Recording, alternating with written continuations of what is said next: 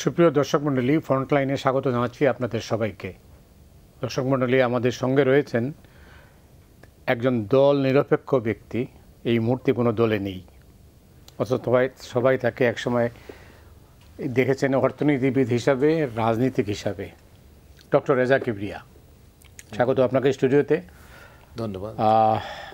আজকের বিষয় হলো সমসাময়িক রাজনীতি, সেটা যাব। এর আগে একটা কৈফিয়ত আছে। আমাদের সঙ্গে থাকার কথা ছিল জাতীয় প্রেস ক্লাবের সভাপতি, কালের কণ্ঠের সম্পাদক হাসান হাফিজের। ট্রাফিকের যে অবস্থা, সেই জন্য এসে পৌঁছান নেই। আমরা আপনার সঙ্গে কথা বলছি। কেমন আছেন? জি, খুব ভালো, থ্যাংক ইউ। খুব ভালো লোক তো এখানে এই দেশে তো এই শব্দটা শোনা যায় না এখন। খুব ভালো আছি। আমি খুব ভালো আছি, আলহামদুলিল্লাহ। ভালো। রাজনীতি কি ভাবছেন? এখনো পরিস্থিতি খুব ঘোলাটে। রাজনীতির মেরুকরণ এখনো সম্পূর্ণভাবে বোঝা যাচ্ছে না, সত্যি কথা বলতে। আমার সিদ্ধান্ত হবে পরিস্থিতি দেখে, কারণ আমি মনে করি ইংরেজির ওই কথাটা, a week is a long time in politics. সব কিছু পাল্টে যেতে পারে এক সপ্তাহের ঘটনায়। তো আমাকে পরিস্থিতি দেখে নির্বাচন কাছে আসলে তখন সিদ্ধান্ত নিব। কিন্তু আমার ইচ্ছা, নবীগঞ্জ বাহুবল আমার এলাকায়, আমার দাদাবাড়ি, সেখানে নির্বাচন করার আমার ইচ্ছা। নবীগঞ্জ বাহুবল, এটা হবিগঞ্জ 1। জি। আমার বাবা ছিলেন এমপি হবিগঞ্জ 3-এর, কিন্তু আমি ওখানে যাব না, আমি হবিগঞ্জ 1-এ যাব। বাড়িতেই নির্বাচন করার ইচ্ছে আছে। কোনো দলে জয়েন করবেন কিনা এটা এখনো সিদ্ধান্ত নেন নাই? সেটা একটু বললেন যে কয়েকটা দলের কথা চিন্তা করছি, বড় দলগুলি। তারা, তাদের মধ্যে আমার মতের সাথে মিলের ব্যাপার আছে, তারাও আমাকে কতটুকু চায় সেটাও দেখতে হবে। নির্বাচনটা কিভাবে হবে বলে আপনার ধারণা, যেটা নিয়ে আপনি বলছেন যে এখনো নিশ্চিত না? বা আমি খুব দুশ্চিন্তায় আছি, কারণ আমি মনে করি এই সরকার does not come to the table with clean hands. এই সরকার একটা দলের পৃষ্ঠপোষকতা করার চেষ্টা করছে। মানিক মিয়া অ্যাভিনিউতে কারো মিটিং করার অনুমতি হয় না, আপনি খেয়াল করবেন। সবাই চায়, কিন্তু কাউকে দেওয়া হয় না। এই ন্যাশনাল চিলড্রেন্স পার্টি, যেটাকে বলি এনসিপি, এদেরকে দেওয়া হয়েছে। তো এই সরকারের পৃষ্ঠপোষকতায় একটা দল আছে। আমি এই সরকারের উপরে 100% আমি ভরসা করতে পারছি না। তাদের নিরপেক্ষতা এবং তারা যে একটা সুষ্ঠু নির্বাচন দেশকে দিতে পারবে, আই এম সরি, আমার টোটাল কনফিডেন্স নেই এই ব্যাপারে। দিনের শুরুতে আজকে কিন্তু রাজনীতিতে একটু মোটামুটি একটা মতপার্থক্য যেটা ছিল সেটা কমে আসছে। যেমন বিএনপি এবং জামাতে ইসলামের রাজনৈতিক চিন্তাভাবনা, যেটা বিশেষ করে নির্বাচন প্রশ্নে, বিএনপি বলছে ডিসেম্বরে নির্বাচন, আর জামাত ইসলামী বলছিল যে যৌক্তিক সময়ে বা সংস্কার শেষে নির্বাচন, বিলম্বিত। আপনি জানেন যে আজকে প্রধান উপদেষ্টা ডক্টর মোহাম্মদ ইউনূসের সঙ্গে বিএনপি 10 সদস্যের প্রতিনিধি দলের একটা বৈঠক ছিল। বৈঠক শেষে অনেক রাজনৈতিক বিষয় নিয়ে আলোচনা হয়েছে, প্রায় 2 ঘন্টা। সেই আলোচনা শেষে মির্জা ফখরুল ইসলাম আলমগীর সাংবাদিকদের বলেছেন, প্রধান উপদেষ্টা নির্বাচন প্রশ্নে প্রধান উপদেষ্টার যে বক্তব্য, যে স্ট্যান্ড, তার সঙ্গে তারা একমত নন। তারা যেটা বলছেন তাই উনি ওইটার সাথে একমত নন। পরবর্তীকালে বিকেল দুপুরের দিকে মার্কিন প্রতিনিধি দল, যেটা ঢাকায় কি আছে, মার্কিন প্রতিনিধিদের সাথে বৈঠক শেষে জামাত ইসলামীর পক্ষ থেকে বলা হয়েছে তারা রমজানের আগেই, অর্থাৎ আগামী রমজানের আগেই তারা নির্বাচন চাচ্ছেন। এটা জামাত ইসলামের নতুন অবস্থান। এর আগে আপনি জানেন নিশ্চয়ই যে লন্ডনে অবস্থানকালে জামাতের আমিরের সঙ্গে বেগম খালেদা জিয়ার, সাবেক প্রধানমন্ত্রী খালেদা জিয়ার সঙ্গে তার বৈঠক হয়েছে, এবং সেটাও কিন্তু এটা অনেকটা নাটকীয়। তো এই হচ্ছে অবস্থানটা। এই প্রেক্ষাপটটা আমি কীভাবে বর্ণনা করবেন? এই 2 দল প্রেশার দিলে নির্বাচন খুব হয়তো বিলম্বিত হবে না, কিন্তু এই মুহূর্তে আমার সেটা মনে হচ্ছে না যে খুব তাড়াতাড়ি হবে নির্বাচন। আর তাদের প্রেশারে যে হয়ে যাবে, সংস্কারের কথা বলতে পারে, অনেক কিছু বলতে পারে। একজন সমন্বয়ক বলেছে যে শেখ হাসিনার বিচার হয়ে তার শাস্তি না হওয়া পর্যন্ত তারা কোনো নির্বাচনের কথা চিন্তা করছে না। শেখ হাসিনাকে দেশে আনার প্রক্রিয়ায় এখনো চালু হয়নি। আর তারপরে তাকে বিচার করবেন, তারপরে তার শাস্তি দিবেন, তারপরে আপনি নির্বাচন করবেন। খুব মজার কথা, খুব সুন্দর কথা। তো আমি এখনো এই কথাগুলি বিশ্বাস করতে পারছি না, কিন্তু দেখা যাক, হয়তো আপনি ঠিক আর আমি ভুল। আমি ঠিক বলছি না, কিন্তু আমি কোনটা জানি না। আপনি যেটা শুনেছেন আপনি আজকের ঘটনাটা আমি দিয়েছি। জি, আপনি হয়তো ঠিক শুনেছেন। আমি এই মুহূর্তে এটাকে বিশ্বাস করতে পারছি না, কারণ সংস্কারের কথা বলছে, 1000 সংস্কার বাকি আছে। এই সংস্কার করার মতো এই যে এখন ক্ষমতায় আছে যারা, তাদের পক্ষে এই সংস্কার করার তাদের ক্ষমতা নাই, দক্ষতা নাই, মেধা নাই। সো আমি ওদের সংস্কারের উপরে আমার কোনো ভরসা নেই। ওয়েল, মানে প্রসঙ্গটা পাল্টাই, অন্যদিকে ছিলেন অর্থনীতিবিদ, থাকতেন আমেরিকায়, দেশে ফিরলেন কেন? আমি প্রায় 40টা বছর 35টা দেশে কাজ করেছি। আমি শেষে কাজ করেছি IMF-এর জন্যে আফ্রিকার 7টা দেশের আমি অর্থমন্ত্রী এবং গভর্নরদের উপদেষ্টা ছিলাম। তারপরে আমি পরে ঢাকায় একটা প্রজেক্ট করলাম। তারপরে আমি গেলাম ক্যাম্বোডিয়াতে, সেখানকার অর্থমন্ত্রী এবং প্রধানমন্ত্রীর উপদেষ্টা ছিলাম। অন্য দেশে অনেক অবদান রাখার আমার সুযোগ হয়েছে তাদের অর্থনীতিতে, কিন্তু নিজের দেশে কাজ করার তৃপ্তিটা একটু আলাদা, আপনাকে বুঝতে হবে। এটা মানে নিজের দেশের মানুষ উপকৃত হবে আমার কোনো কাজে, আমি এটার জন্য অপেক্ষা করছি আল্লাহ তাআলা যদি কোনো সুযোগ দেন কোনো দিন। রাজনীতিতে চিন্তা ভাবনা করা, সেই জন্যই তো রাজনীতিতে আছি, কারণ দেশের মানুষের জন্য কাজ করতে হলে সবচেয়ে শক্তিশালী ক্ষেত্র হলো রাজনীতি। এখান থেকে সবচেয়ে বেশি করা যায়। একটা NGO-তে আপনি 50,000 1 লক্ষ লোককে সাহায্য করতে পারেন। যদি আপনি রাজনীতিতে আপনি একটা গুরুত্বপূর্ণ একটা নীতি নির্ধারক হতে পারেন, হয়তো 5 কোটি মানুষের জীবন আপনি উন্নতি করার আপনার ক্ষমতা হবে। এটার আশায়, এটার লোভে আমি রাজনীতিতে আছি। কিন্তু আপনার ভাবনায় যে রাজনীতি বাংলাদেশে থাকার কথা ছিল, বা যেটা চিন্তা করে আপনি ফিরেছিলেন, সেখানে কি আপনি হোঁচট খেয়েছেন, নাকি আপনি এখনো অপেক্ষায় আছেন? আমি অপেক্ষায় আছি। আমি সবসময় আশাবাদী একদিন হবে, মানে এই ধরনের পরিস্থিতি হবে। কারণ রাজনীতির যে রাজনৈতিক যে অবকাঠামো প্রত্যেক দেশে, সেই অবকাঠামোর মাঝখান থেকে কী ধরনের নেতৃত্ব বের হয়ে আসে, এটা আগের থেকে বলা খুব কঠিন। গণকরা হয়তো বলতে পারে, এটা বলা খুব কঠিন। আমেরিকার মতো একটা উন্নত দেশে কি নিম্নমানের নেতৃত্ব তারা পেয়েছে, এটা তো আপনারা দেখতে পাচ্ছেন। শুধু আমেরিকা না, পুরো পৃথিবীকে একটা বিশ্ব অর্থনৈতিক মন্দার মধ্যে তারা ফেলে দিয়েছে এই সরকার। তো এটা আশ্চর্যজনক, কিন্তু এটা আমেরিকান জনগণই চেয়েছে এই লোকটাকে এবং এই দলটাকে।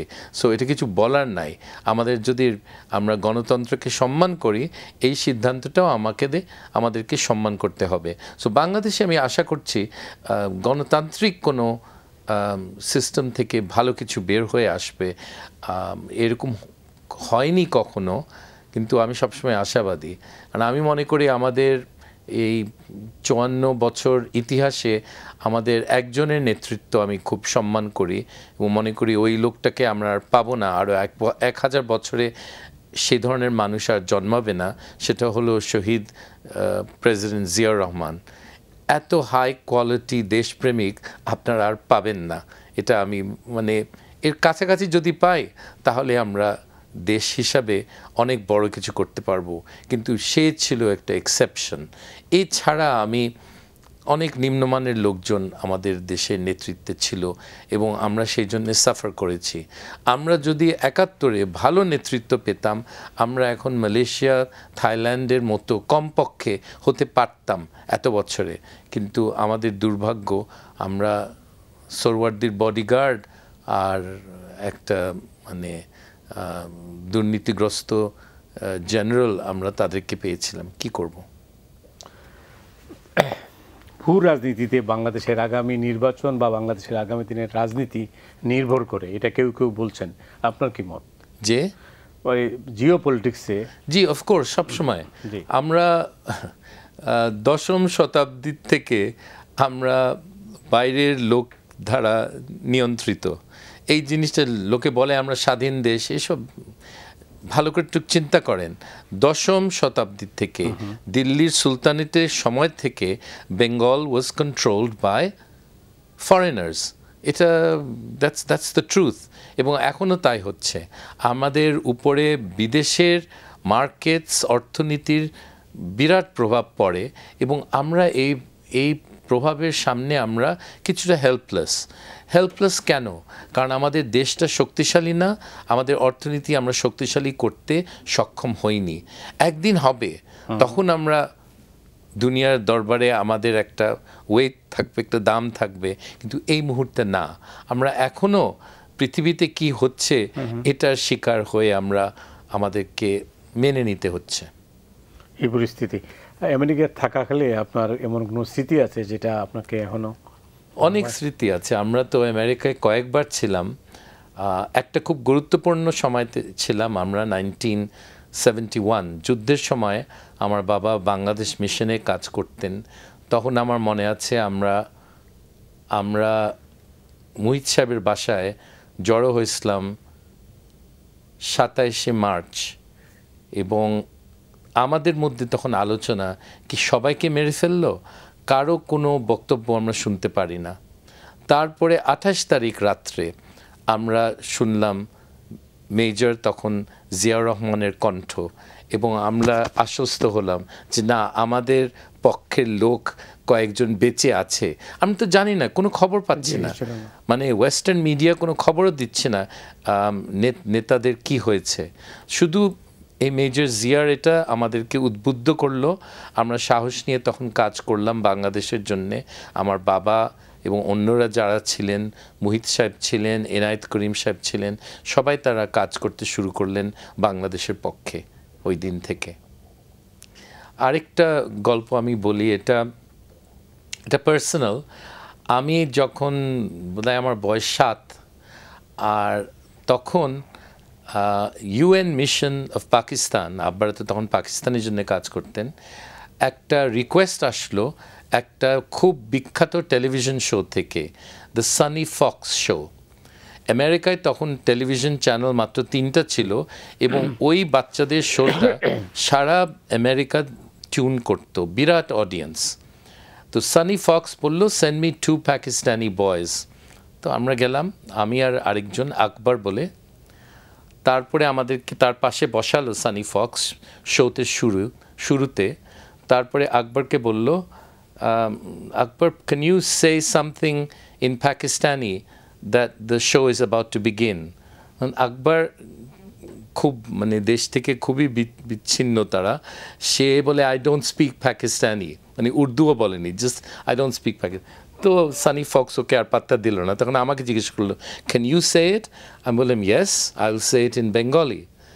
তো বলে, ওকে, ইজ দ্যাটস পাকিস্তানি? বলে, yes, that's a Pakistani language. তখন আমি বললাম, এখন সানি ফক্স প্রোগ্রাম ওয়ান্ডারামা আরম্ভ হচ্ছে। That is the first time American টেলিভিশনে বাংলা শোনা গেছে। জাস্ট এটা একটা ছোট ইনসিডেন্ট আমার বাল্যকালের। আরেকটা ঘটনা বলি, আমার মা আমাকে এই গল্পটা বলেছেন। ইউএনের একটা পার্টিতে আম্মা দেখে যে রিচার্ড নিক্সন, পরে president, he is crossing the room towards the Pakistani desk.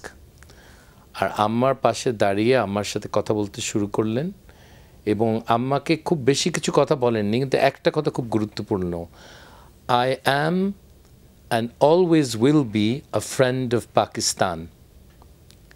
আম্মাকে বললেন। তো আম্মা তো খুব হঠাৎ এই কথাটা বলা, আম্মা একটু থতমতো খেয়ে গেছে, বলল, চলে গেল। তো আম্মা আব্বাকে বললো যে এই কথাটা আমাকে বলেছে। ঘটনাটা কি আপনাদেরকে জানতে হবে, পরে আমাদের ইতিহাস এই ঘটনার জন্যে বদলে গেছে। নিক্সন জন এফ কেনেডির সাথে নির্বাচনে হেরে গেল 60-তে, হ্যাঁ, প্রেসিডেন্সিয়াল নির্বাচনে হেরে গেল। তারপরে সে দাঁড়ালো ফর গভর্নর অফ ক্যালিফোর্নিয়া 1961 বা 2, সেখানে হেরে গেল। এবং সে একটা বক্তৃতা দিল তারপরে, that you will not have Richard Nixon to kick around anymore, I'm leaving politics. শেষ। এবং সবাই ধরে নিয়েছে আমেরিকায় এবং দেশে বিদেশে যে Richard Nixon is a faded star, মানে হি ইজ ফিনিশড। সে গেছে ওয়ার্ল্ড ট্যুরে, সে ল্যান্ড করলো ইন্ডিয়াতে। ইন্ডিয়ান সরকার একটা জুনিয়র প্রোটোকল অফিসারকে পাঠালো তাকে রিসিভ করতে, আর তাদের আমেরিকান রাষ্ট্রদূত, সে ফর্মার ভাইস প্রেসিডেন্ট, সো তাকে নিয়ে গেল সে আর তার বউ।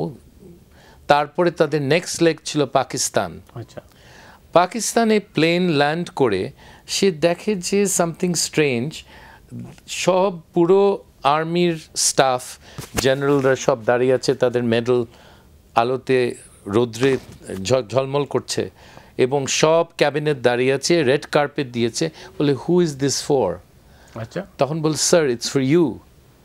তখন সে একেবারে মানে ইমোশনাল হয়ে গেছে। For me? বলে yes sir, it's for you. The Pakistanis treated him like a reigning vice president. তাকে যে সম্মান দেখিয়েছিল, তার মোটরকেটে নিয়ে গেছে, তাকে একেবারে টপ লেভেল ট্রিটমেন্ট দিয়েছে, অ্যাজ ইফ সে এখনো ভাইস প্রেসিডেন্ট। ভবিষ্যতে তাদের জন্য কিছু করতে পারবে কিনা কিন্তু পাকিস্তানিরা হিসাব করেনি, তারা just they were kind to him. এবং নিক্সন এই জিনিসটা, এই সিম্পল, এটা একটা মানসিক একটা জিনিস, এই ট্রিটমেন্টটা সে কোনোদিন ভুলতে পারেনি। The Pakistanis treated me like a prince when everyone said I was finished. এটা বলেছিল, they treated me like a prince when everybody said I'm finished. এই কারণে কি 71-এ তার ভূমিকা এটা ছিল? Yes, he was always biased towards Pakistan. ঘটনাটাকে আপনি জানতে হবে, এই ছোট্ট ঘটনার জন্যে মানুষের মনটাকে আপনি কি করে জয় করবেন আপনার হিসাবে অনেক থাকে না অনেক সময় একটা দেশে।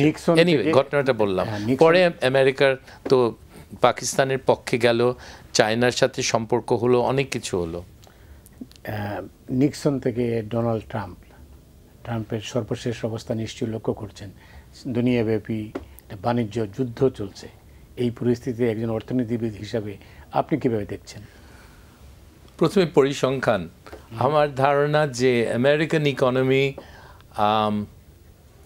2 থেকে 2.5% নেগেটিভ কন্ট্রাকশন হবে, নেগেটিভ গ্রোথ যেটাকে বলে, 2 থেকে 2.5%।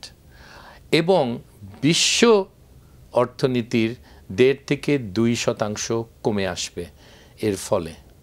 কারণ ট্যারিফসটা সে এটা কি করে ব্যবহার করতে হয় তার কোনো ধারণা নাই, ট্যারিফসটা কার উপরে পড়ে এটারও কোনো ধারণা নাই। তার বক্তৃতায় দেখেছি সে বলছে যে চীনাদের উপরে 125% শুল্ক দিয়েছি, তারা এটা দিবে। নো, তারা দেয় না। চীনা জিনিসগুলি আমেরিকায় আসলে তখন আমেরিকানরা সেটা 125% ট্যাক্স দেয় ওটার উপরে, ট্যারিফটা। এই জিনিসটা তার বোঝার ক্ষমতা নেই।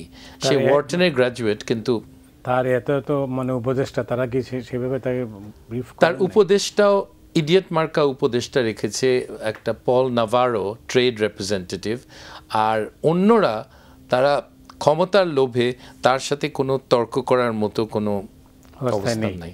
এটা বাংলাদেশেও ছিল। শেখ হাসিনার খুব বুদ্ধিমান লোক ছিল শেখ হাসিনার সাথে, কিন্তু শেখ হাসিনাকে যে বলবে যে যেটা করছেন এটা একটা বোকামি, তাদের ওই সাহস ছিল না। তাদের ক্ষমতার লোভ, টাকার লোভটা এত বেশি ছিল যে তাদের পক্ষে এই কথাগুলি বলার সাহস হয়নি। ওকে, এবং আমেরিকাও তাই। ট্রাম্প খুব অপছন্দ করে কেউ তার সাথে তর্ক করলে। তো একটা উপদেষ্টার কাজ হলো বসকে প্রোটেক্ট করা, বস যখন ভুল করে তাকে ভুল পথ থেকে দূরে রাখা। এই জিনিসটা আমাদের এই ডিকটেটররা, Trump dictator, Sheikh Hasina dictator, তারা এটা বুঝে না। তারা যে কোনো মানুষকে যে তার সাথে তর্ক করে তাকে শেষ করে দেয়। সো এটাই তাদের নিয়ম। বাংলাদেশের এই যে বর্তমান অবস্থা চলছে, এখন বাংলাদেশ কোথায় দাঁড়িয়ে আসলে? অর্থনীতির কথা বলছেন? জি। আমাদের অর্থনীতি ডেফিনেটলি ক্ষতিগ্রস্ত হবে। আমাদের শিল্প, বাণিজ্য সব কিছুর উপরে একটা মন্দা পড়বে। কতটুক পড়বে এখন কত ডিউটি আছে? 34%। তো তফাৎটা হলো যে ভারত পেয়েছে 24%। সো ভারত আমাদের চেয়ে এগিয়ে আছে। এখন এটা আমাদের সরকারের স্কেলের উপরে নির্ভর করে। ট্রাম্পের এই শুল্কের হারটা বদলানো এটা সম্ভব, সে করেছে। অনেক দেশে প্রত্যেক সপ্তাহে বদলায় তার পরিকল্পনা, কিন্তু আমাদের এই সরকারের কথা সে শুনবে কিনা এখন পর্যন্ত শুনেনি। তারা একটা 3 পৃষ্ঠার চিঠি পাঠিয়েছে, এটা নাকি কোনো পাত্তাই দেয়নি, কোনো উত্তরই দেয়নি। সো তাদের ওই লিভারেজ আছে কিনা আমার একটু সন্দেহ আছে। আমাদের প্রফেসর মোহাম্মদ ইউনুস বিশ্ববরেণ্য এবং বিশ্ববিখ্যাত একজন ব্যক্তি, সারা বিশ্ব ওনাকে সম্মান করে, কিন্তু ওনার সম্পর্ক আমেরিকায় হলো ডেমোক্রেটিক পার্টির সাথে, মূলত রিপাবলিকানদের সাথে একটু কম, এবং এটা এখন একটা ডিসঅ্যাডভান্টেজ হয়ে গেছে আমাদের। আমাদের দরকার ছিল এমন একজন যে রিপাবলিকান পার্টির সাথেও মোটামুটি ভালো সম্পর্ক আছে। প্রফেসর ইউনুসের ওইরকম অ্যাক্সেস নাই রিপাবলিকান পার্টির নেতৃত্বের সাথে, এবং ডোনাল্ড ট্রাম্পের সাথে নাই। ওয়েল, তো তাহলে করণীয় কি বাংলাদেশে? আমাদের এই তদবির করতে হবে, আমাদের লবিং করতে হবে, লবিইস্ট ফার্ম এই ব্যাপারে নিযুক্ত করা যায়, এবং আমাদের যারা বাঙালিরা যারা আছে তারা যেন তাদের কংগ্রেসম্যানকে লেখে যেটা একটা অন্যায় হয়েছে, একটা গরিব দেশের উপর একটা শুল্ক বসানো হয়েছে। আর শুল্ক বসানো হয়েছে আমরা কত শুল্ক বসাই তার উপরে না, ওটার দিয়ে তারা নির্ধারণ করেনি। তারা নির্ধারণ করেছে আমাদের সাথে ট্রেড ডেফিসিট কতটুকু। তো আমরা তো আমেরিকান বেশি পণ্য কিনি না, তো কিনতে পারি কিন্তু কিনি না। কিন্তু অনেক দেশ আছে তারা আমেরিকার সাথে ট্রেড সারপ্লাস আছে, তাদের ওই ফর্মুলাতে, যে ট্রেড ডেফিসিট ফর্মুলাতে তাদের তো কোনো শুল্কই বসানোর কথা না, কিন্তু অস্ট্রেলিয়ার সাথে ট্রেড ডেফিসিট অস্ট্রেলিয়ার আছে, কিন্তু ওদের উপরে শুল্ক বসিয়েছে। সো যা খুশি করছে তারা, সবার উপরে বসাচ্ছে, কোনো উত্তর নাই এটার। তারা যা খুশি করবে, এবং আমার মনে হয় না তারা এই ব্যাপারে বিরত থাকার কোনো সম্ভাবনা আছে। তারা এটা নিয়ে চালাবে, এবং আমাদেরকে বিশ্বমন্দার যে পরিস্থিতি আমাদেরকে মেনে চলতে হবে, আমাদেরকে এটা অতিক্রম করার জন্যে আমাদের সরকারের কিছু অর্থনৈতিক কিছু পলিসি করতে হবে। সেটা কীভাবে? এটা বিভিন্ন স্টিমুলেশন তারা করতে পারে, মনিটারি পলিসি এবং ফিসক্যাল পলিসি দিয়ে আমাদের ইনভেস্টমেন্ট এবং ইন্ডাস্ট্রিয়াল গ্রোথ বাড়ানোর কিছু পদ্ধতি আছে, তাদেরকে সেগুলো নিতে হবে।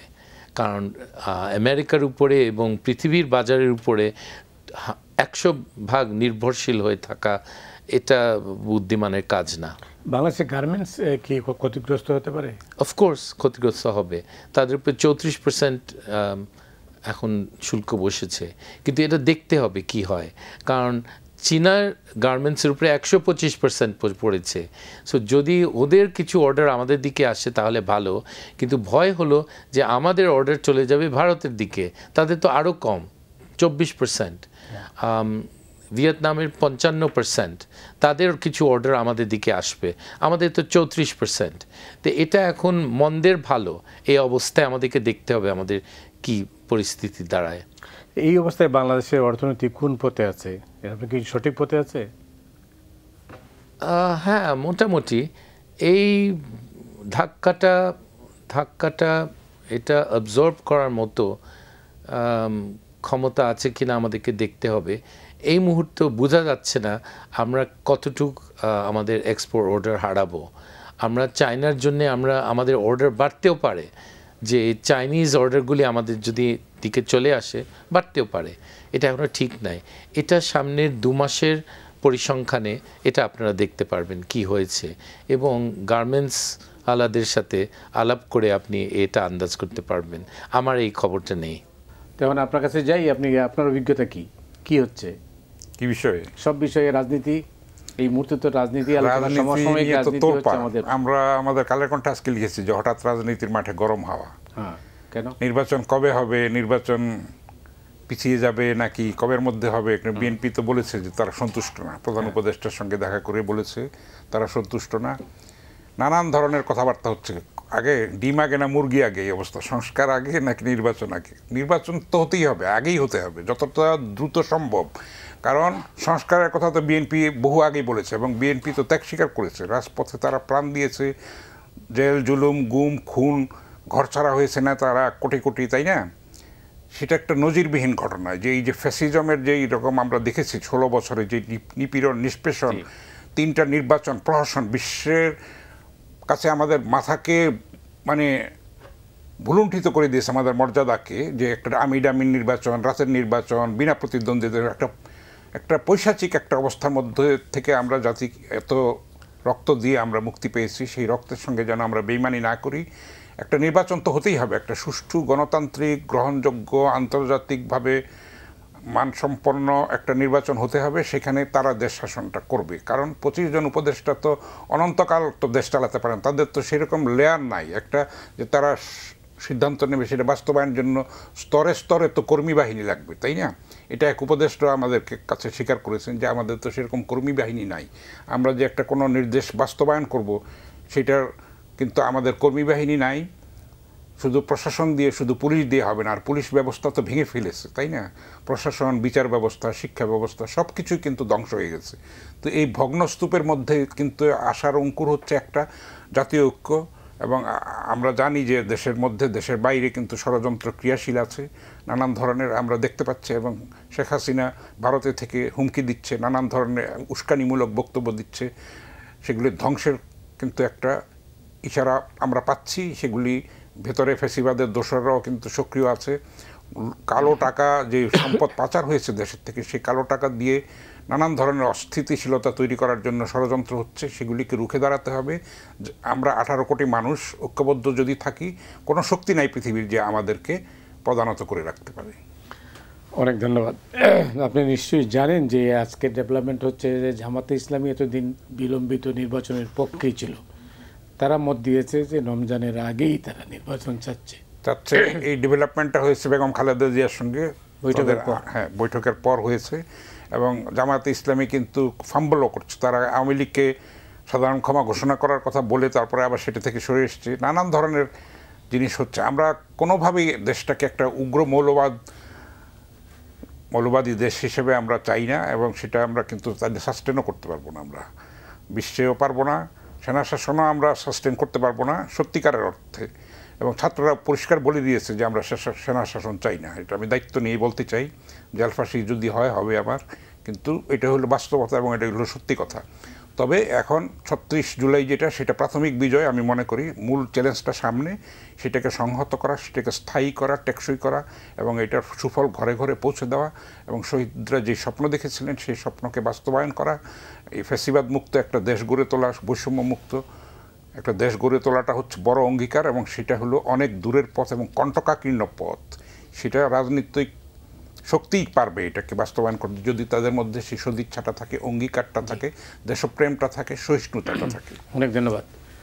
হাসান, আপনি যেটা বলছিলেন যে পাচার হওয়া টাকা, এই টাকা কি ফেরত আনা সম্ভব? এটা সম্ভব, কিন্তু সেই প্রক্রিয়াটা জটিল। যারা এখন ক্ষমতায় আছে তারা এই জিনিসটা এখনো প্রক্রিয়াটা শুরু করতে পারেনি 9 মাসে। এটা খুব দুঃখজনক, কারণ শেখ হাসিনার টোটাল এস্টিমেটেড ওয়েলথ হলো 20 বিলিয়ন, আর ছোটটার ওই রেহানা ওরও 20 বিলিয়ন। তো এই টাকা দিয়ে দেশটাকে অস্থিতিশীল করার তাদের ক্ষমতা আছে, এটা আমাদেরকে জানতে হবে, মেনে নিতে হবে। তো এটাকে, এই টাকাগুলিকে ফেরত আনার একটা শক্তিশালী প্রক্রিয়া যদি শুরু না হয়, আমি খুবই দুঃখিত হব। এই সরকার এখন পর্যন্ত এই ব্যাপারে ফেইলিওর। তাহলে কি করা উচিত ছিল? এটা অনেক কিছু করা উচিত ছিল, আমি এটাতে ডিটেলস যাব না, বাট এটা আনার প্রক্রিয়া আছে। জি, আমি এটা অন্য দেশে তারা পেরেছে এবং বাংলাদেশেও সেটা পারবে, কিন্তু এটা ইন্টারেস্ট না থাকলে তাহলে তো হবে না, এটা চেষ্টা করতে হবে। অনেক ধন্যবাদ। বিপ্লব পরবর্তী বাংলাদেশের মিডিয়া সম্পর্কে একটু আপনার মতামত জানতে চাচ্ছিলাম, কিভাবে কোন দিকে যাচ্ছে মিডিয়া? তো সেইভাবে সত্যিকার অর্থে যদি বলি সামগ্রিকভাবে, তো মিডিয়া সেরকম দায়িত্বশীল আচরণটা করতে পারে নাই, এখনো পর্যন্ত পারে নাই। কারণ মিডিয়া কুক্ষিগত করে রাখা হয়েছিল, আপনি জানেন। সব কিছুর মধ্যে কিন্তু মত প্রকাশের স্বাধীনতা ছিল না, ডিকটেশন ছিল, নানান ধরনের লিস্ট করে দেওয়া হতো টেলিভিশনে কারা আসবে না, কি কথা বলা যাবে কি বলা যাবে না, খবরের কাগজ বন্ধ করে দেওয়া হয়েছিল, টেলিভিশন বন্ধ করে দেওয়া হয়েছিল, একাধিক নানানভাবে কিন্তু এই মিডিয়াকে গলা টিপে ধরা হয়েছিল। সুতরাং আপনি যদি একটা খাঁচার মধ্যে বন্দী থাকেন দীর্ঘকাল, আপনাকে ছেড়ে দিলেও আপনি উঠতে পারবেন না, হোঁচট খেয়ে পড়ে যাবেন। ফলে এটা একটু সময় লাগবে। আমাদের মিডিয়ার দায়িত্বটা হচ্ছে এখন সত্যিকারের সত্যনিষ্ঠভাবে প্রকৃত ঘটনা তুলে ধরা এবং মানুষকে গাইড করা, রাজনীতিকে গাইড করা, সরকারকে গাইড করা, গঠনমূলক সমালোচনা দিয়ে। কারণ যদি আমরা সেটা না করতে পারি তাহলে মানুষ ফেসবুকের দিকে ঝুঁকবে, অন্য মিডিয়ার থেকে যেখানে আনসেন্সর্ড জিনিস থাকে সেগুলি ক্ষতিকর, সেগুলি মানুষকে বোঝাতে হবে। আমরা যদি দায়িত্বশীল ভূমিকা পালন করতে পারি তাহলে মানুষ আমাদের প্রতি আস্থাটা আবার ফিরে পাবে, তখন একটা সত্যিকারের সঠিক ডিরেকশনে আমরা এগিয়ে যেতে পারব। ধন্যবাদ। ঠিক ব্যক্তিগত বস্তু না, ঠিক মানে সাবেক অর্থমন্ত্রী কিবরিয়া সাহেব এটা দুঃখজনক মানে মর্মান্তিক হত্যাকাণ্ডের শিকার হন। এর পরবর্তী পর্যায়ে এটা নিয়ে অনেক রাজনীতি হয়েছে, আপনি অনেকবার এটার মুখোশ উন্মোচনের চেষ্টা করেছেন, কিন্তু আমি ইদানিং লক্ষ্য করছি বা আমরা লক্ষ্য করছি যে আপনি এই ব্যাপারে কিছু বলছেন না, তার কারণ কি? আমি যেখানে বলার সেখানে বলেছি, কিন্তু কোনো সাড়া পাইনি। বেসিক সমস্যা হলো যে মামলা নতুন করে বা চার্জশিট দিয়ে কোনো লাভ নাই। প্রথম জিনিসটা যেটা দরকার একটা তদন্ত, এই তদন্তটা তারা সরকার থেকে করছে না, তাদের কোনো ইন্টারেস্ট নাই। যারা এখন ক্ষমতায় আছে তাদের এই কেসে ইন্টারেস্ট কম, সো আমরা কিছু করতে পারছি না। এখন এটা ঠিক হবে কিনা আমার সন্দেহ, কিন্তু এটা নিয়ে আমাদের ওই সময় যে মামলা হলো, অ্যারেস্ট করা হলো, ওগুলো সব ফ্রড। ওগুলো বিএনপির কিছু নিচের দিকের কিছু নেতাদেরকে ধরা হয়েছে, এটা ধারাবাহিকভাবে এটার কোনো লজিক ছিল না, কোনো প্রমাণ ছিল না, তাদেরকে ধরা হয়েছিল। অনেক লোক তাদের নাম দেওয়া হয়েছিল যারা একেবারে এই হত্যাকাণ্ডে জড়িত হওয়ার কোনো প্রমাণ কেউ দিতে পারেনি। ধরেন সিলেটের মেয়র আরিফ, ওনার সম্বন্ধে আমার ধারণা যে ওনার কোনো সম্পৃক্ততা ছিল না এই হত্যাকাণ্ডে, ওনার নাম ঢুকিয়েছে। কিন্তু দু একজন খুনি ধরা পড়েছিল, জিকে গৌস বলে একজন, সে এই হত্যাকাণ্ডে জড়িত। সে হবিগঞ্জের আওয়ামী লীগ এমপির সাথে ব্যবসা করত, সে জড়িত, কিন্তু তাছাড়া খুব গুরুত্বপূর্ণ কাউকে ধরা হয়নি।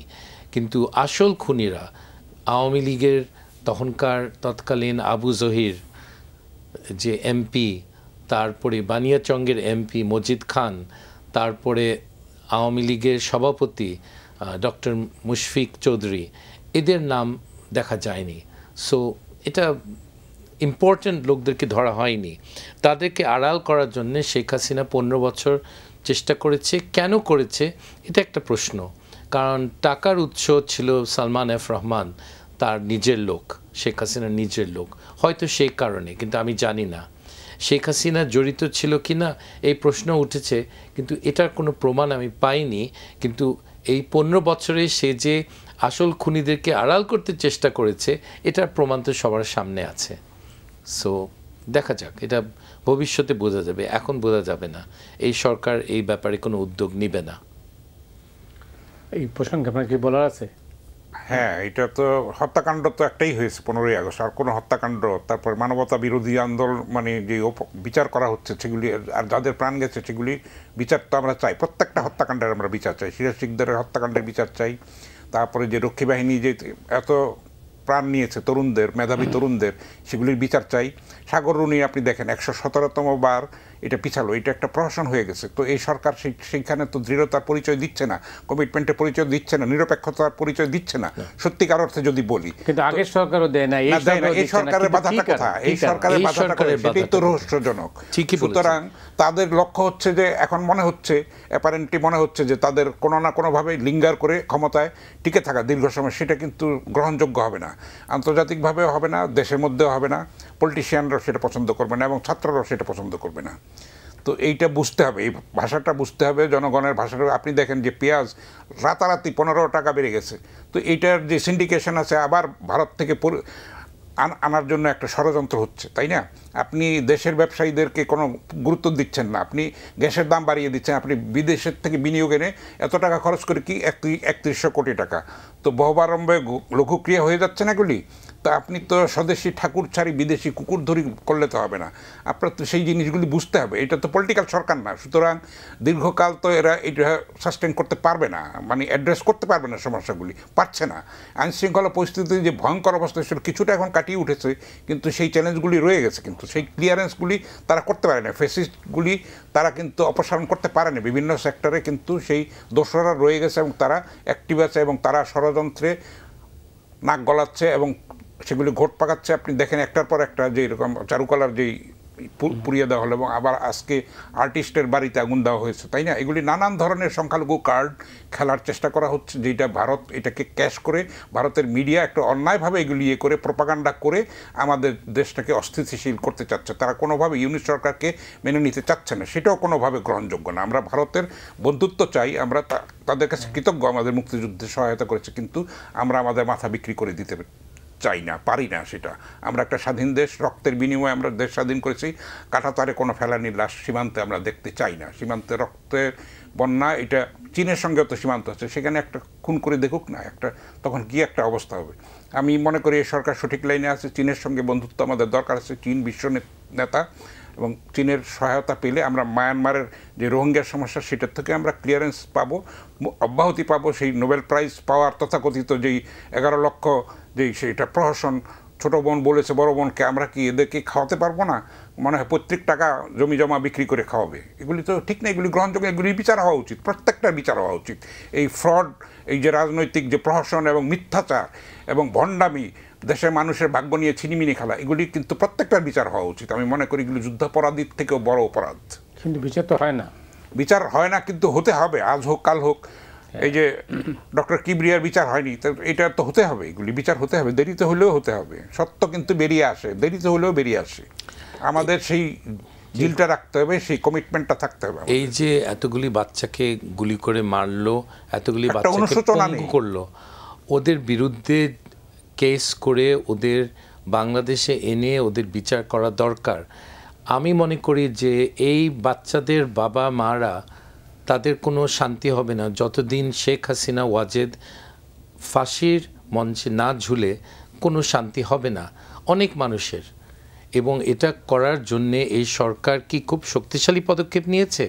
আমি সেটা দেখিনি। এবং এটা মানে একেবারে এটা একটা সিরিয়াস জিনিস। আমাদের এই ইনসিডেন্টটাকে ক্লোজারে আনা দরকার। ক্লোজার আসবে কি করে? যখন মানুষ দেখে যে তার বাচ্চাকে গুলি করে মেরেছে যেই মহিলা, তার ফাঁসি হয়েছে, শেখ রেহানা সাগররুনি হত্যায় জড়িত ছিল, তার ফাঁসি হয়েছে, তখন মানুষের শান্তি হবে, তার আগে না। তো এই ব্যাপারে এই সরকার কথাবার্তাও আমি ঠিক পছন্দ করছি না। তারা যে ধরনের কথাবার্তা বলছে, এগুলো সব এই নিরামিষ কথাগুলি আমি অ্যাকসেপ্ট করি না। তারা আওয়ামী লীগকে রাজনীতি করতে দেওয়া উচিত এসব কথা বলছে। যেই দল বাংলাদেশে 2 বার গণতন্ত্র ধ্বংস করেছে, বহুদলীয় গণতন্ত্র, তাদেরকে বহুদলীয় গণতন্ত্রের সুবিধা কেন দিচ্ছেন? কখনো দিবেন না। নাৎসি পার্টিকে দেয়নি, আওয়ামী লীগকে দেওয়ার কোনো যুক্তি নাই। এবং এটা যেই বলুক না কেন, আমি শুনেছি বড় রাজনৈতিক দলের একজন নেতা বলেছে ওদেরকে দেওয়া উচিত। ওদেরকে কোনো সুযোগ সুবিধা হবে, আগে কঠিন বিচার, ওদের বিচারের পর কয়েকশো লোক ফাঁসি হওয়ার পর তারপরে আমরা আলাপ করতে পারি। ওদের একটা নতুন আওয়ামী লীগ যদি করতে চায়, কারা কারা ওটাতে থাকতে পারে, ক্লিন ইমেজের কিছু লোক যদি থাকে, বেঁচে থাকে, তাদেরকে নিয়ে একটা দল করতে চাইলে করতে পারে। কিন্তু তাদের বিচার হওয়ার আগে আমি এই ধরনের কথা শুনতে চাই না। আমার মনে হয় বাংলাদেশের জনগণও শুনতে চায় না। আপনি জানেন ওই যেটা বললেন রাজা কিবরিয়া, মানে আওয়ামী লীগ সম্পর্কে ওনার যে মূল্যায়ন, যেটা শোনা যাচ্ছে এই মুহূর্তে সেটা হচ্ছে যে আওয়ামী লীগ নিষিদ্ধ নয়, দলের রেজিস্ট্রেশন বাতিল হতে পারে। আপনি কি শুনেছেন বা আপনার এরকম শুনতে পাচ্ছে? একটা আবছা আবছা শোনা যাচ্ছে, নানান ধরনের। এখন ভারতের একটা চাপ আছে, আপনি জানেন যে একটা ইনক্লুসিভ ইলেকশন বলতে তারা আওয়ামী লীগকে মিন করছে, সেভাবে কিন্তু বলছে না। ভারতীয় সেনাপ্রধানও বলেছে যে একটা নির্বাচিত সরকার এলে তখন সমস্যাগুলি দূর হয়ে যাবে, পরিষ্কার বার্তা তারা দিয়েছে। তো এগুলির থেকে বোঝা যায় যে আওয়ামী লীগকে পুনর্বাসনের জন্য তারা একটা ডিল চাচ্ছে আর কি, কোনো না কোনোভাবে। সেটা বিএনপির সঙ্গে, জামায়াতের সঙ্গে হয়তো তাদের কথাবার্তা হচ্ছে, আমি অনুমান করি আর কি। ভারতীয় সেনাবাহিনী চাক, ভারতীয় সেনাবাহিনীর প্রধানের বাপচাক। বাংলাদেশের যে কোনো বাজারে একজন আওয়ামী লীগ হিসাবে যদি চিহ্নিত হয়ে দাঁড়িয়ে বক্তৃতা দেয়, পচা টমেটো, তাকে পচা ডিম, সে তাকে খেতেই হবে, কোনো উপায় নাই। সো এটা ভারতীয়রা কি চায় এটা গুরুত্বপূর্ণ না, বাংলাদেশের জনগণ চায় না তাদেরকে। 18 কোটি মানুষ যেটা নির্ধারণ করবে সেটাই হবে, কারণ এই রক্তের সঙ্গে আমরা বেইমানি করতে পারি না কোনোভাবে, শহীদের রক্তের সঙ্গে। কিন্তু এটা তো একটা মানে এই যে সম্পাদকীয় মানে যেটা বক্তব্য ভাষা সেটা হয়ে গেল, আমরা করতে পারি না, কিন্তু করা হচ্ছে তো হচ্ছে, কিন্তু আমাদের সেটা সচেতন করে তুলতে হবে সবাইকে, মানুষকে সেই বারবার মনে করিয়ে দিতে। আমরা তো বিস্মৃতি পরায়ণ জাতি, তো আমরা ভুলে যাই এবং আমরা অনেক উদার, অনেক ক্ষমাশীল, কিন্তু সেটা ঠিক হবে না। না হলে আবার ফেসিবাদ আবার বীজ হয়ে যাবে, সেটা আবার নতুন করে নতুনভাবে আরও ভয়ঙ্কর হিসেবে আসবে। আওয়ামী লীগকে যখন নিশ্চিহ্ন করা হয়েছিল তখন আওয়ামী লীগ 21 বছর ক্ষমতার বাইরে ছিল, আবার এসছে দানবের মতো, তখন সেটা ফ্র্যাঙ্কেনস্টাইন হয়ে দাঁড়িয়েছে, তাই না? সেটাকে তো আমরা গিয়ে এত প্রাণ, এত ক্ষয়, এত সম্পদ ক্ষয়, এত অশ্রুজল, এত রক্তধারা, সেগুলি কিন্তু আমরা বারবার তো উই কান্ট অ্যাফোর্ড দ্যাট, তাই না? আমাদের তো একটা শিক্ষা নিতে হবে, এক জায়গায় শেষ করতে হবে। আমাদের একটা প্রগতিশীল, একটা সমৃদ্ধ, একটা গণতান্ত্রিক দেশ হিসেবে আমাদেরকে মাথা তুলে দাঁড়াতে হবে। আমাদের সেই সম্ভাবনা আছে, মেধা আছে, শক্তি আছে, সব কিছু আছে। কিন্তু আমাদের দেশে মানুষ আগের ঘটনা ভুলে যায়। আপনাকে একটা উদাহরণ দিই, এই প্যালেস্টিন নিয়ে একটা 12 তারিখে মিছিল হয়েছে, সেখানে আলিম উলেমারা ছিল, অনেক দল ছিল। সামনের সারিতে দেখি যেই লোকটা মোসাদের এজেন্ট হিসাবে প্যালেস্টিনিয়ান রাষ্ট্রদূত তাকে চিহ্নিত করেছে, এটা আমার বলা না, প্যালেস্টিনিয়ান রাষ্ট্রদূত প্রেস কনফারেন্স করে বলেছে নুরুল হক নূর হলো মোসাদের এজেন্ট, তার এই বাংলাদেশে রাজনীতি করার কোনো অধিকার নাই। তাকে নিয়ে প্যালেস্টিনিয়ানের পক্ষে একটা মিছিল করার কোনো মানে আছে? লোকে ভুলে যায়, যারা ছিল মিছিলে বুদ্ধিমান শিক্ষিত লোক, কিন্তু তারা ভুলে গেছে যে এটা তো মোসাদের এজেন্ট, তাকে আমরা সঙ্গে প্রথম সারিতে রেখেছি কেন? কারো জিজ্ঞেস করার মতো ক্ষমতা ছিল না। সবাই ভুলে যায় বাংলাদেশে, আপনি ঠিকই বলেছেন, বাংলাদেশে আমরা ভুলে যাই কি ঘটেছে, কেন ঘটেছে, এই জিনিসগুলি আমরা ভুলে যাই। মানুষ যাতে না ভুলে সেটা, সেই ব্যাপারে তো একটা পদক্ষেপ নিতে হবে, আপনাদের দায়িত্ব, এটা ওনার দায়িত্ব, সেটা রাজনৈতিক দলেরও দায়িত্ব, সবারই দায়িত্ব। আসলে আমি মনে করি যে 18 কোটি মানুষের প্রত্যেকেরই ভূমিকা আছে, মানে এই ফেসিবাদ যেন ফিরে না আসে সেটার জন্য সংহত একটা শক্তি হিসাবে সবাই মিলে। এই কারণেই সম্ভবত মানে সরকারের তরফে বলা হচ্ছে যে সংস্কার এবং বিচার এই দুইটা সম্পন্ন না করে নির্বাচন দেওয়া ঠিক হবে না। আপনি কি সেটা না করুক, কিন্তু সেটার জন্য কতখানি সময় নেবে সেটা টাইম লিমিটটা তো দিতে হবে, তাই না? টাইম ফ্রেমটা তো লাগবে, যে আমি 1 বছরের মধ্যে করব, 7 মাসের মধ্যে করব, অনেকখানি পিরিয়ড তো এই সরকার এর মধ্যে স্পেন্ড করেছে, কিন্তু সেই তুলনায় কিন্তু অগ্রগতি আমি বলবো কিছু আছে, কিন্তু আমাদের প্রত্যাশিত সেরকম আমরা অর্জনটা আমরা দেখছি না। আইন শৃঙ্খলা পরিস্থিতির ক্ষেত্রে মানে যেই ভয়ঙ্কর অবস্থা ছিল সেটা অনেকখানি কাটিয়ে উঠেছে, দ্রব্যমূল্য কাটিয়েছে, হ্যাঁ ঠিক আছে, ভালো কথা, রমজানের স্বস্তি দিয়েছে, কিন্তু আবার এখন অস্থিরতা আসছে। আপনি গ্যাসের যেই দাম বাড়িয়েছে, শিল্প উৎপাদন কিন্তু ভয়ঙ্কর পর্যায়ে চলে যাবে। তারপরে ট্রাম্পের যে পাগলামি এবং সেটার যেই রকম হুলস্থুল একটা প্রতিক্রিয়া হচ্ছে, সেটা নিয়েও কিন্তু আমরা এফেক্টেড হব। আমরা ছোট দেশ হিসেবে আমাদের সম্ভাবনাটা রপ্তানির ক্ষেত্রে আমাদের হ্যাম্পার্ড হবে, সব কিছুই কিন্তু আমাদের বিঘ্নিত হবে। সুতরাং এখন কিন্তু আমাদের জন্য পরিস্থিতিটা আরও জটিল, ঘোলাটে এবং কঠিন হয়ে উঠছে। তো সুতরাং আমরা যদি ঐক্যবদ্ধ না থাকি, সবাই মিলে সচেতন না থাকি, রাজনৈতিক দলগুলি যদি সেরকম দায়িত্বশীলতার পরিচয় না দিতে পারি, তাহলে কিন্তু সংকটটা আরও ঘনীভূত হবে বলে আমার আশঙ্কা। এই সংকট কিভাবে হবে, কিভাবে এই সংকট তৈরি হবে বলে আপনার মনে হয়? এটা হাসান হাফিজ যেটা বললেন, এটা আমাদের ইতিহাস থেকে শিখতে হবে, আগে কি ঘটেছিল ওইগুলো মানুষের সামনে তুলে ধরতে হবে। আমি ওনাদেরকে প্রধান দায়িত্ব দিব, খবরের কাগজ জার্নালিস্টদের, সাংবাদিকদের বড় একটা দায়িত্ব আগের জিনিসগুলি মনে করে দেওয়া। মানুষ ভুলে যায় খুব সহজে, আগের স্টোরিগুলি ঘেটে তাদেরকে দেখতে হবে। 71 বা 75-এর কাগজ কে এগুলো ঘাটাঘাটি করে, আপনি একটু খোঁজ করেন, খুব কম লোক। তো 74-এ যে দুর্ভিক্ষ ঘটেছে এটা নিয়ে কেউ কথাই বলে না, কিন্তু অমর্ত্য সেন লিখেছেন ওনার বইতে যে প্রায় 20 লক্ষ লোক তখন মারা গেছে আওয়ামী লীগের দুর্ভিক্ষে। কিন্তু কোনো আন্দোলন হয়নি, কোনো প্রতিবাদ হয়নি।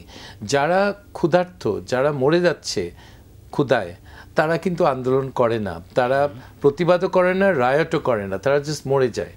এবং এই ঘটনাটা ঘটেছিল 74-এ। তো এই উপহারটা আওয়ামী লীগ দেওয়ার পর তাদেরকে পুনর্জীবিত করার যে এখন যে চেষ্টা চলছে, আমি মানে জাস্ট ইনক্রেডিবল মনে করি। এবং ভারত চাক না চাক, ভারত মোদির বাপও পারবে না আওয়ামী লীগকে পুনর্বাসিত করার, সম্ভব না। সরি, বাংলাদেশের জনগণ এটা হতে দিবে না, আমার বিশ্বাস। ওয়েল, এটি নিয়ে অনেক মানে বিতর্ক আছে, নানা ধরনের বক্তব্য আছে, সেটা নিয়ে আমি নাই যাই, কারণ আমাদের হাতে সময় নেই। কিন্তু মার্কিন মুখপাত্র যেটা বলছেন যে বাংলাদেশের ভবিষ্যৎ নির্ধারণ করবে দেশটির জনগণ। অবশ্যই জনগণই তো মূল জিনিস, আসলে জনগণই তো দেখিয়েছে, জনগণই তো পতনটা ঘটিয়েছে, তাই না? দেরিতে হলেও আমরা বিস্তৃতিপরায়ণ ঠিক আছে মানলাম, কিন্তু আমরা তো রুখে দাঁড়াই, অনেক দেরিতে হলেও দাঁড়াই। তো সুতরাং একটা হতাশারও কারণ দেখি না আমি। তো একটা সুন্দর ইনক্লুসিভ আর কি বলবো, গ্রহণযোগ্য, অবাধ, সুষ্ঠু, নিরপেক্ষ এবং প্রকৃত ভোটাধিকার প্রয়োগের যেই প্রক্রিয়া কার্যক্রম, সেটার মাধ্যমে যদি একটা নির্বাচন হয়, তাহলে একটা নির্বাচিত সরকার আসবে, তারা দায়িত্বশীলতার পরিচয় দেবে এবং তারা এই যে জুলাইয়ের যে ছাত্র গণ অভ্যুত্থান, সর্বপ্লাবী যে গণ অভ্যুত্থান, সেটার থেকে শিক্ষাটা নেবে। তা নতুন করে তারা ফেসিবাদ কায়েম করবে না। সেই শিক্ষাটা যদি তারা নেয়, মানুষ গার্ডেড ওয়েতে রাখবে। আপনি জানেন যে এরকম একটা গ্রাফিতি সারা দেশে ছড়িয়ে পড়েছে, সেখানে রাজশাহীতে আমি শুনলাম একজন শিল্পী আমাকে বললেন, সেখানে বলেছে যতবার অন্যায় হবে ততবার আমরা গর্জে উঠবো। সেটা কিন্তু একটা ভালো, এই জেনারেশন কিন্তু একটা ছাত্ররাই পারে কিন্তু চেঞ্জটা করেছে তারা, এবং তারা সেটা সাস্টেন করবে। দায়িত্বটা তাদের উপরে আমি দিতে চাই। তারা নতুন প্রজন্ম, তাদের মধ্যে কলুষ ঢোকে নাই, অনেক পাপ ঢোকে নাই। আমরা যারা বয়স্ক তাদের মধ্যে কিন্তু আমরা বিপদগামিতা আছে, অনেক পাপাচার আছে, আমাদের ভুলভ্রান্তি আছে, মোহ আছে, লোভ আছে, সেগুলি ছাত্ররা অনেকাংশে এর থেকে মুক্ত। তবে রাজনৈতিক দল হিসেবে কতখানি তারা ম্যাচুরিটি পড়ছে সেটা আলাদা প্রশ্ন। কিন্তু তারা যে কোনো দুর্যোগে, আমাদের ইতিহাস বলে, তারা 52-তে করেছে, 66-এ করেছে, 69-এ করেছে, 71-এ করেছে, 90-এ করেছে, 24-এ করেছে।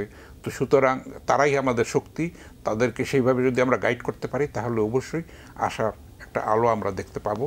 আমরা আশাবাদী হতে চাই। শেষ পর্যায়ে আর কি আপনার কি বলা হচ্ছে কিছু? আশাবাদী হতে চাই। আমি মনে করি বাংলাদেশের, আমি তো আপনাকে সবসময় বলি যে আমি এতগুলি দেশে কাজ করেছি, আমাদের যে মানুষের কোয়ালিটি, এটা দেখে আমি খুব কনফিডেন্ট যে এই দেশটা একদিন উঠে আসবে। আমরা এশিয়ার প্রথম সারিতে আমরা সম্মান নিয়ে দাঁড়াতে পারবো, এটা আমার বিশ্বাস। কিন্তু আমাদের নেতৃত্বের অভাবে এই জিনিসটা হচ্ছে না, হয়তো ভবিষ্যতে হবে। না, ভবিষ্যতে হবে কি, নেতৃত্ব কেন হচ্ছে না? কারণ সবই তো আছে। এটা প্রত্যেক রাজনৈতিক সিস্টেমে ডিফেক্ট আছে, আমেরিকায় আছে, আর আমাদের কথা তো আলাদা। সো প্রত্যেক রাজনৈতিক অবকাঠামোতে কিছু সমস্যা আছে। কি ধরনের নেতৃত্ব উঠে আসবে ওই রাজনৈতিক সিস্টেম থেকে, এটা প্রেডিক্ট করা খুব কঠিন। এটা প্রত্যেক দেশ ভালো নেতৃত্ব পায় না, এটা একটা অ্যাক্সিডেন্ট অফ হিস্ট্রি। এটা হয়, কিন্তু এটা হঠাৎ হয়, এবং যখন হয় তখন মানুষ যেন চিনতে পারে, বুঝতে পারে যে এই নেতৃত্ব হলো হাই কোয়ালিটি, এদেরকে আমাদের রক্ষা করে রাখতে হবে। আশা করি ভবিষ্যতে সেটা হবে। ভালো নেতৃত্বের জন্য কি আবারও রক্ত দিতে হবে? মনে হয়, কারণ এটা আপনার মুক্তিযুদ্ধ তো যেরকম শেষ হয় না, সংস্কারও শেষ হয় না, আন্দোলনও শেষ হয় না। আমাদের নিয়তি হচ্ছে আন্দোলনের মাধ্যমে এগিয়ে যাওয়া। আমাদের অনেক অর্জন আছে, এই 55 বছর অবশ্যই আছে, কিন্তু আমরা চাইবো যে যেন কত কম রক্তক্ষয়ের বিনিময়ে আমরা যেন একটা সুস্থ, সুন্দর, শান্তিপূর্ণ, প্রগতিশীল, ধর্মনিরপেক্ষ, অসাম্প্রদায়িক একটা জাতি হিসেবে নিজেদেরকে প্রতিষ্ঠা করতে পারি। একটা মডারেট, উদার, গণতান্ত্রিক একটা দেশ হিসেবে যেন আমাদেরকে প্রতিষ্ঠা করতে পারি নিজেদেরকে। সেই লক্ষ্যেই কিন্তু সবাইকে কাজ করা উচিত। আমাদের তরুণদের সেভাবে উজ্জীবিত, দীক্ষিত করা উচিত। সেই দায়িত্বটা আমাদের অভিভাবক মণ্ডলী, শিক্ষক মণ্ডলীর, রাজনৈতিক শক্তিগুলির এবং সামাজিক আন্দোলনে যারা যুক্ত আছেন তাদের সবার। অনেক ধন্যবাদ ডক্টর রেজা কিবরিয়া। হাসান হাফিজ, আপনাকেও অনেক ধন্যবাদ। দর্শক মণ্ডলী, আমাদের হাতে আর সময় নেই, এখানে শেষ করতে হচ্ছে। আগামী সপ্তাহে আবার দেখা হবে। সে পর্যন্ত আপনারা সবাই ভালো থাকুন, সুস্থ থাকুন।